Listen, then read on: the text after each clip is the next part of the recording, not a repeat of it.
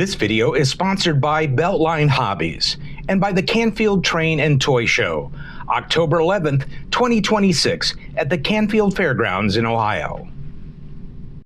Hi everybody, it's Chris at the Cloverdale Transit Authority, and if I look a little worse for the wear, it's because I've spent 3 days, that includes travel to and from, at the York Train Show, Spring Train Show 2026. And it's a lot to get through. Maybe you younger guys, it's not that big of a deal, but yeah, it's tiring to get through there. 7 buildings. I actually saw a building this time that I had never seen before. And I went in and I was like, wow, look at all this stuff in here. So anyway, so this is my contractually obligated York Hall video. Everybody does one of those that goes to York, and this is mine. So I wanted to knock this out as quickly as possible and then move on to other videos. So anyway, to start off, if you like this content and you want to see more of the stuff that we do, please click on the subscribe button and click on the like button, and you click on the little bell and it'll let you know what what other videos we have that get posted. But also, please comment. Let me know if you like anything that you saw. If you went to York, what did you get? What was your favorite thing at York? But anyway, so we're just going to go through this. And of course, if you saw my previous video, it was my checklist video.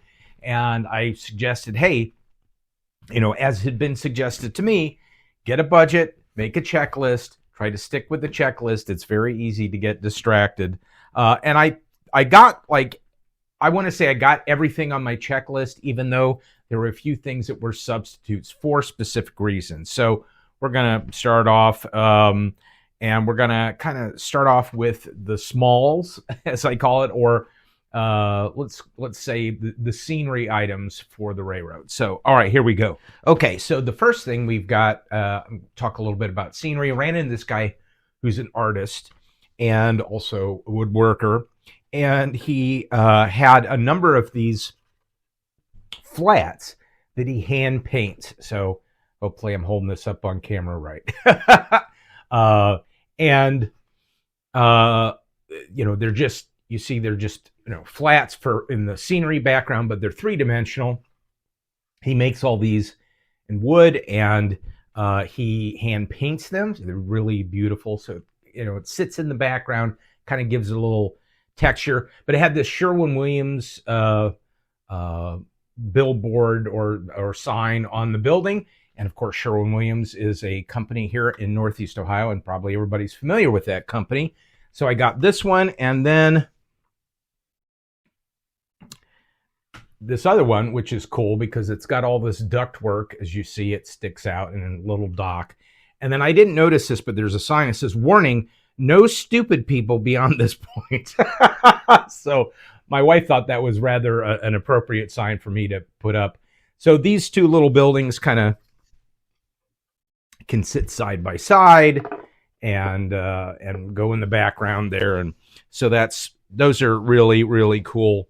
And had fun talking with him and his wife.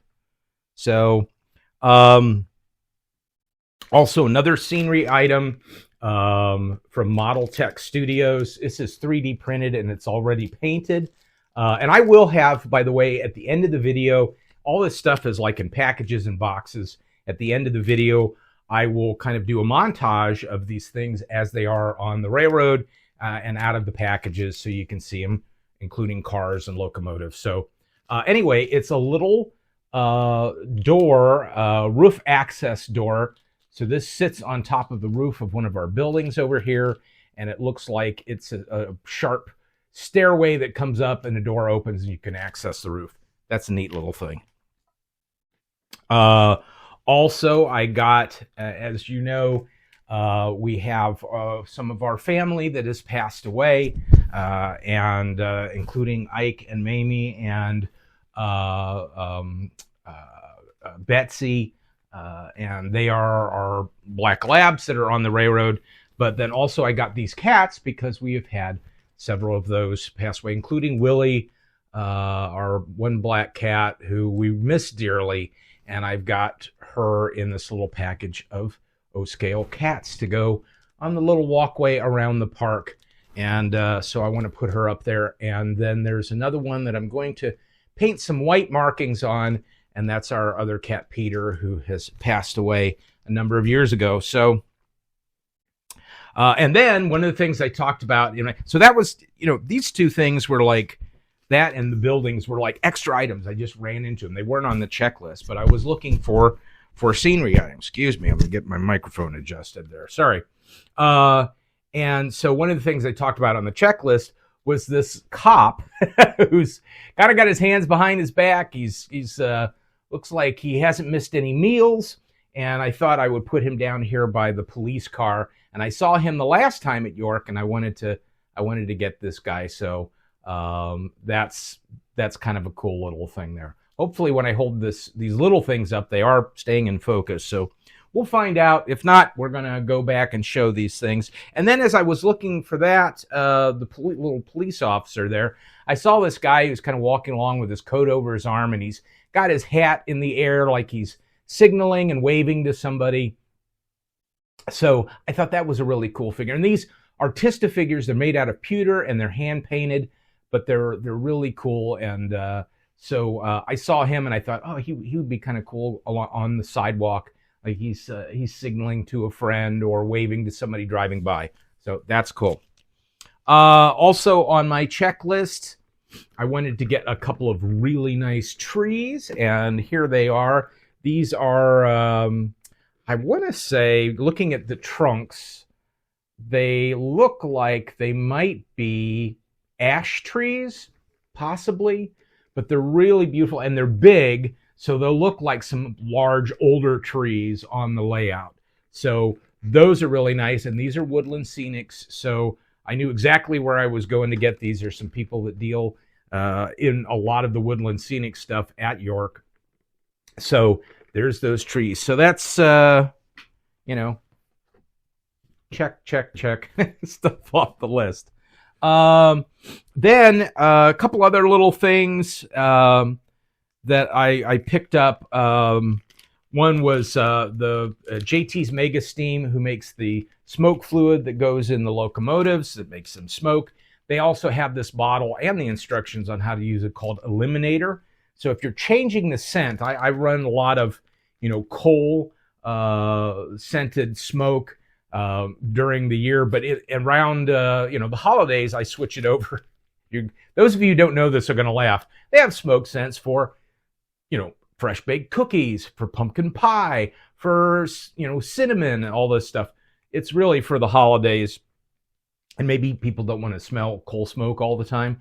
So this Eliminator basically flushes out the scent of the smoke fluid that you used prior to what you might be putting in for the holidays. So I wanted to try that. I've never used it before. So I got a bottle of that from JT's Mega Steam, and we'll see how that works. So that's cool. Going to the next category, which is kind of railroad artifacts. I'll put a picture of it up here.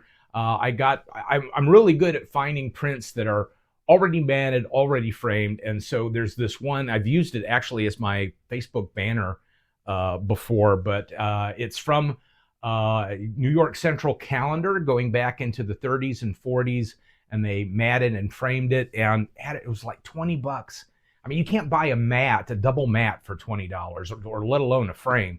So here it was all ready to go. And it was that piece of artwork, which I love. It's 3 Hudson locomotives on the New York Central at the rail station. And I've always loved that painting. It's very misty looking and gray and all this stuff. So I happened to be walking by and the guy had it matted and framed, and ready to hang on the wall. So that was a really cool find. Also, one of the things my wife and we had seen before, and I said, this would be funny to put in our bathroom since we redid our bathroom last year as well. And this comes out of a passenger car. And this is actually cast, so it's metal. And it says, "Do not flush toilet while train is in station." I posted this on my Facebook and Instagram, so some of you have seen it before. But I thought that was funny because that was one of the things they used to, when you were traveling, flush the toilet, it just went out on the tracks. But you didn't want to do that in the station, so they would have these signs. So we thought it'd be funny to put that in our bathroom. And I walked up, the guy had it on his table, and I say, hey, how much do you want for that? And he picked it up, looked at it, no price, and he just handed it to me. He goes, here you go. Use this in good health. And so this was a freebie. So, you can't beat that. So again, not something you would necessarily put on your checklist because you don't know you're going to run into this, but there you go. And then also, I went with Kyle from Beltline Hobbies and his son Andrew, and Andrew found a freebie table, and he knows, of course, I'm a big Civil War history buff, and so he found this little wood sign with a painting of the general, a famous Civil War locomotive, and he says, oh, I got this for you, Chris, and so that was really cool. Thank you, Andrew, and I'm going to put that up in the train room, of course. Okay, so next we're going to go into rolling stock. One of the things I had on my checklist was the radioactive waste car that Lionel put out in the post-war era. Well, as I said, it's not an inexpensive car, and I saw it was over $100, and I saw one of them. And I thought, you know what? I'm not paying over $100. So again, I was really good because I came back, not counting travel expenses, but I came back spending just a little bit over half of my budget because I'm very frugal and I like to make deals. So I thought, I'm not going to pay $125 for that radioactive waste car. But then I was going into another one of the halls, and I found a radioactive waste car that came out. I think this came out in the, gosh, I don't know. I think this might have come out in the 1970s. So it's the same car. Lionel just reproduced it several times. And I know it's upside down in the box. But when we get this out and I have the little video at the end, I'll show you what this does and why it's so cool. But this came out, back in the 1950s, I want to say, originally. But they've redone it several times. This is one that came out in the 70s, and this was only $40. So not $125. So again, very frugal. It's the same car, has a different car number on it, but it's one of the things I look for because I think it's cool. So, all right, so there's that piece. Then my friend Mike, Dadified, you guys, sorry, I keep messing around with this microphone. Oh, by the way, I also got a TCA t-shirt. So, all right, microphone, behave yourself. Anyway, my friend Mike from Dadified and Secondhand Overland, he's one of the Three Rails, Four Dads guys from the video podcast. And before York ever even started, I got some stuff from him. He had put some stuff out on social media, and he said, hey, I'm selling some of my rolling stock. Is anybody interested? And I saw two pieces on there, and I said, oh, yeah, absolutely. Rail King had the boxes for him and everything. So I said, Mike, I'll take those two. I mean, it was like $15 a piece. So it was awesome. So he's like, I got those in the car. He drove all the way from Omaha. I know. Wow. Anyway, so he had the car there. He says, yeah, Chris, we'll just go out and get those. So he brought them. So one of them is, and again, you'll see these a lot better when I have them out at the end of the video. A boxcar, Milwaukee Road boxcar. It's actually a reefer. So I'm starting to put together some Milwaukee Road stuff. So I've got that. And then also a Golf Mobile in Ohio boxcar. Yeah, double door boxcar. And I think I got some of Mike's dog or cat on the end of that. That's okay. It could have been from my cats, I don't know. So anyway, this is cool. I have a Golf Mobile in Ohio RS3. So it'll be really cool to pull that behind that. So thanks, Mike. Oh, stay. Okay. Sorry. Then also, I wanted to get, and so that was already on the checklist because I knew that was coming. I wanted to get an piece of Atlas rolling stock, and I'm kind of looking around, and hey, nothing against the guy selling stuff at York. I usually get those a lot cheaper. here at our local train shows, which makes sense.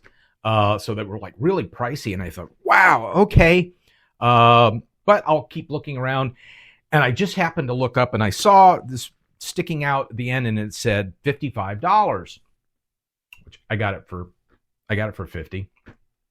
But I was like, oh, there's one that's less expensive, frugal, right? And lo and behold, it was a AC and Y hopper. That's Akron, Canton, Youngstown. These are really hard to find. They get scooped up, especially in our local area, but nobody lets these go.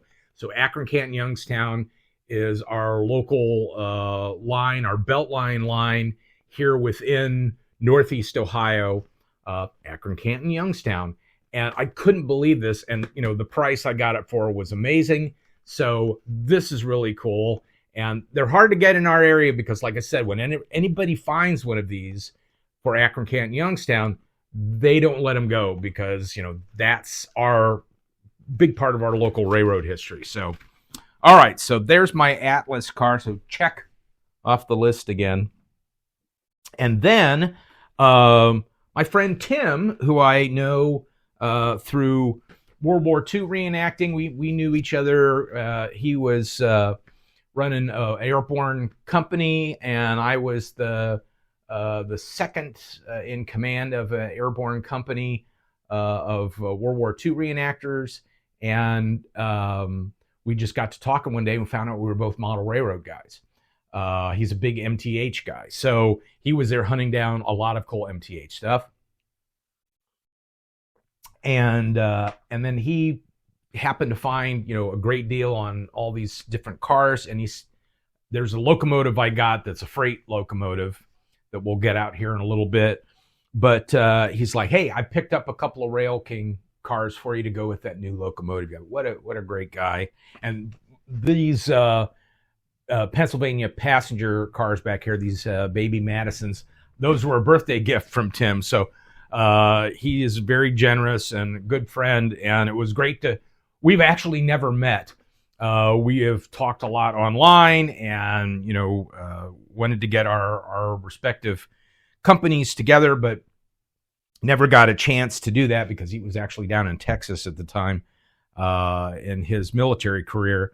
So we got a chance, and boy, we talked and talked and talked and talked. But yeah, so this is great. The first one he got for me is this refrigerated box car for Red Rose ice cream, which is cool. I love ice cream.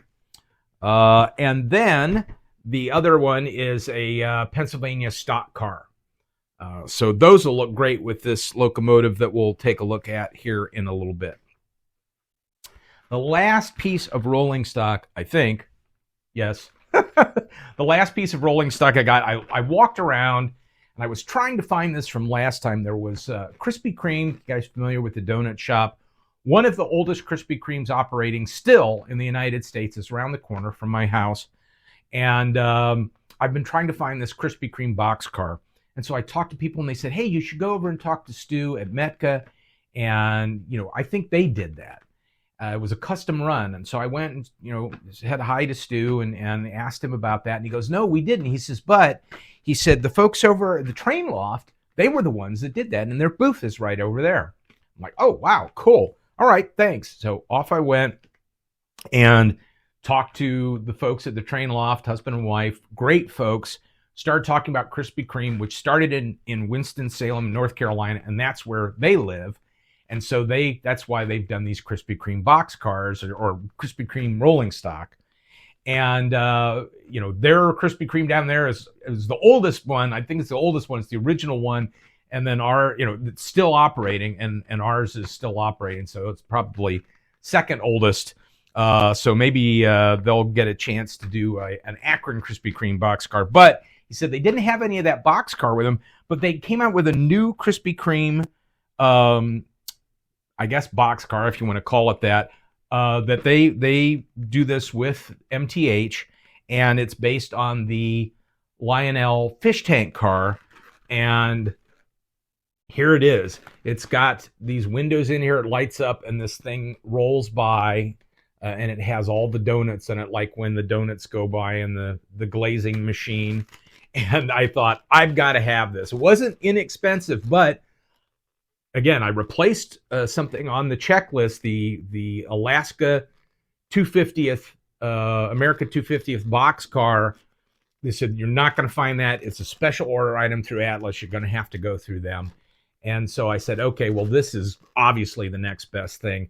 So there it is. This is going to be fun. We're going to get this out. We're going to wait a little bit later on in the day when it's darker, and we'll take a look at this. This is super cool. And if you are somebody who lives here in town, a friend, a family member who's watching this, yeah, you're going to love this Krispy Kreme rolling stock, and it's interactive. So, all right.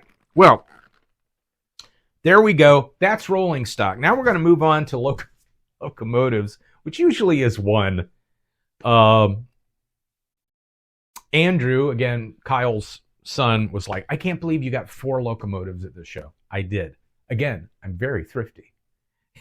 And so let's start off with my project locomotive. And I can never remember the number on these, but I always like them because they're very boxy. You can see it's dirty as all get out. But these were made by Franklin Morris. Yeah, FM, to make the Trainmaster. This was their switcher that they made. This was made by Lionel in 1999. And it's missing the handrails. I know where to get those parts. That's not a big deal. But the story behind this is I watched a guy look at this and another locomotive, and he said, well, let me see if these run. So they took him over to the test track. So there's always a test track at these train shows where you go over and check that the locomotive runs. And couldn't get this to run. The lights would light up, but it was just wouldn't go. And so they went over and tried it with him. And I was kind of following him around at this point because the guy said, look, I'm asking $49, give this to you for $40. The guy's like, okay, let's go over and try to get it running. Would not run. So they came back. I'm kind of stalking them, following them in the background, just watching. And the guy's like, yeah, I don't know if I'm going to take that or not. He said, let me look at this other locomotive. So he set this one down, and he took that other locomotive to test track, and I walked right up, and I said, is he buying this? And they said, like, no. He said he wasn't. I said, are you sure? I don't want to snag this out for him. He goes, nope, he's not buying. I said, I give you $30 for this. It just needs serviced. That's all it needs. And it needs a few parts. So this is a project locomotive. But it's cool, and even if I have it sitting on the railroad somewhere as a piece of decoration, it's a great-looking locomotive. But it'll run, and we'll do a video on this, okay? All right, so that's the project locomotive. Next, of course, I had directions from my wife to make sure that I brought her a pre-war locomotive for her pre-war locomotive collection. And, of course, and again, nothing against you guys at York, but, man, the prices were up there. So I wasn't looking at anything. I thought, because my dad had me looking for something. I'm like, oh, no, this doesn't even fit into the budget. Well, I saw this. This is part of the Cloverdale Transit Authority Sad Locomotive project, where they need some love. So I found this tin pre-war locomotive.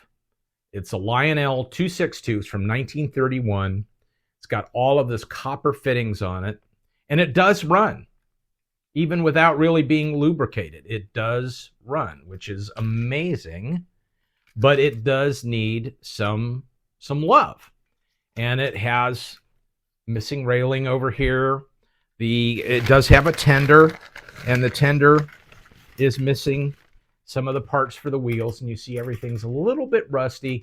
No problem. We're going to do a video about this one too.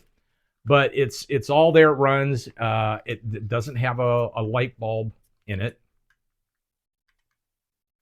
Maybe if I can get that off. But it does, it's all there. So all I need to do is put a new light bulb in it. And so 1931 Lionel 262. Love it. It just needs cleaned.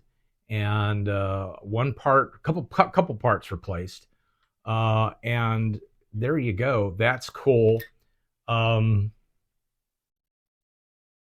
So look at the price tag on here. I paid $65 for this. Came down $10. There you go. So my wife's happy with that. We're going to get that running, and we'll have some rolling stock to put behind it, but that's a really cool locomotive. Sorry, I'm just kind of struggling here with this bag. All right. Other locomotives. Well, you've seen me sitting next to this one over here, and this is one of the locomotives that was on the checklist. I said on the checklist, we'll read it verbatim. Lionel Lion Chief or Rail King, Streamliner, like a Dreyfus or Crusader. And then I had a couple of backup locomotives, 765 nickel plate, which I saw. They were really pricey. They probably should be. But, sorry, this stupid microphone. But almost right away, going into the show, the first thing I bought was those two Artista figures. And then I saw this Rail King Crusader. Under $200. Well, it wasn't under $200, but I got it under $200. And it just needed a BCR in it, which I got from Kyle at Beltline Hobbies, who was traveling with me. And it's great. Has the best whistle of any train in my collection, any locomotive. And works great, smokes like crazy. And we will have some running footage of this. So that was the one, but I got it so inexpensively, it was crazy. So project locomotive, pre-war locomotive, and then one of the ones that was on the list. And I was happy with that. Totally happy. Well, lo and behold, I'm so far behind budget on this stuff. I happen to see another Rail King locomotive. I've had it out of the box, but I haven't had it out of the box since I got home. So I'm going to be working on that, and I'll have that all set up for you to take a look at. But I happened to look over there, and this was at Grzybowski's, as Ray would say. And, I looking at some of their stuff, and they had some used stuff, Rail King, PS2, as far as the sound pack goes. And I looked at that and I thought, wow, that's really cool. And I was looking at two different locomotives. Everybody knows I love to buy these odd locomotives. And there was this one that, it was a little bit more expensive than the one I bought, but I was looking at it and I thought, well, maybe I could get them down, blah, blah, blah. And so I then looked at this other locomotive as a decapod. Not the same decapod that you may have seen that Dave Griffin had, but it was a little bit different. And PS2, and I like the decapod. Decapod has 10 driver wheels. So it was a very heavy locomotive. It was involved, actually. You've heard me talk about the trolley, the Doodlebug disaster in 1940.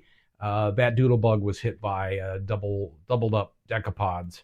And but they used to run out of Kent here in Ohio and through Akron and down to Brewster and Crestline, and that was one of the main freight hauling locomotives in the steam day in our era. And I've always wanted one, and I don't see them very often. And I happened to see this one, and I thought, oh, okay. So I started talking to one of the guys at Grzybowski's and said, hey, tell me about this locomotives. Does it run and everything? And there's same thing with this Crusader. There's almost no markings on the wheel, so very little time that they've actually been run.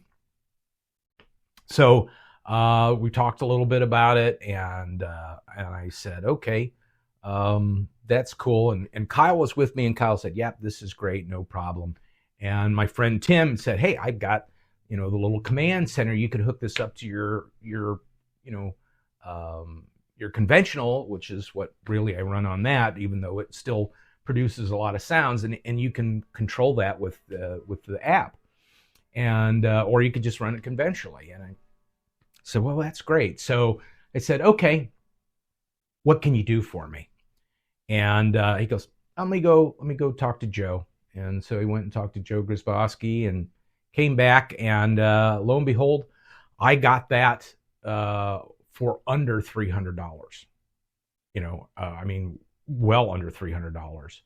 And I was like, that's great. And I was so far behind on budget. It was like, yep, I'm going to grab that because I know what the retail price on that is, and that's much more than that. Actually, the retail price on this was $425 when it came out in 1999. So again, I'm very thrifty, and there are a few things that I will spend a little bit of money on because I know it has a value, and just the resale value, if you were to resell it, you make your money back or more. So I was real happy with that. We're going to get that out. That's what's in the big box back here. So anyway, that is what happened at York. And I feel like I really got a pile of stuff. And considering that it was like just a little more than half my budget, I'm shocked. But this is what being thrifty and being able to make deals gets you.